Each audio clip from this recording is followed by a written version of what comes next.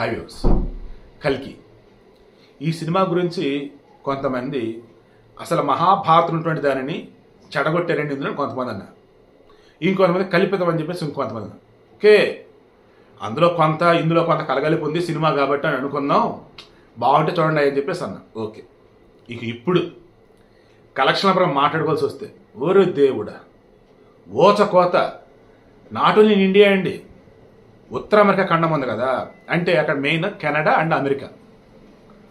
First time ఒక భారతీయ cinema విడుదలైనటువంటి 4-5 రోజులలోనే 100 కోట్ల మార్కు దాటేసింది. వరల్డ్ వైడ్ చూసుకుంటూ ఉన్నప్పుడు 144 కోట్లు దాటేసింది, $18 మిలియన్ దాటేసింది. ఇందులో ఊహించిన విధంగా జర్మనీలో, రష్యాలో, శ్రీలంకలో గట్టి కొడుతుంది ఈ సినిమా కల్కి. రష్యాలో వచ్చేసి మన కరెన్సీలో చూసుకున్నప్పుడు ₹1 కోటి పైగా వచ్చింది. మీరు అడిచి 100 కోట్లు, మరి ఇక్కడ కోటే కదండి, అవే ఎక్కువ దేశాన్ని దేశంలో. శ్రీలంకలో 1.5 కోటి చిల్లర వచ్చినాయి. జర్మనీలో మిగతా చోట్ల మొత్తం చూసుకుంటూ ఉంటే ఒక్క నార్త్ అమెరికాలో, అంటే అమెరికా కెనడా మెయిన్ కాబట్టి అక్కడ 100 కోట్లు. ఇక rest of the world except the మన నార్త్ అమెరికా కాంటినెంట్ అనుకున్నా, మన ఇండియా అనుకున్నా, ఈ రెండు పక్కన పెడితే మిగతా చోట్ల 44 కోట్ల పై చిలుకు. ఓవరాల్గా ఒక భారతదేశం అవతలే 140-150 కోట్లు ఆల్రెడీ కలెక్ట్ అయిపోయాయి. ఏంది అసలు ఈ కలెక్షన్లో? ఇలా చూసుకుంటూ ఉన్నప్పుడు ఇండియా వైజ్గా, వరల్డ్ వైజ్గా తీసుకుంటూ ఉన్నప్పుడు కలెక్షన్ ఆల్రెడీ 600 కోట్లు దాటేసింది. సో భయంకర లాభాల బట్టి దూసుకుపోతుంది కల్కి. అయితే రికార్డు మీద రికార్డు నెలకొల్పుతున్నాడు మన ప్రభాస్ అయితే ఈ కల్కి సినిమా ద్వారా. సో సినిమాని సినిమాలా చూడండి.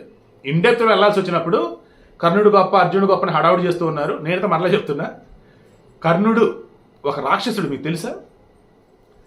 అతనిని సంహరిస్తూ ఉంటే ఎవరు నరనారాయణులు అన్నప్పుడు విష్ణుమూర్తి అవతారం అర్జునుడి దగ్గర సంహరిస్తుంటే చివరికి ఏం చేస్తాడు?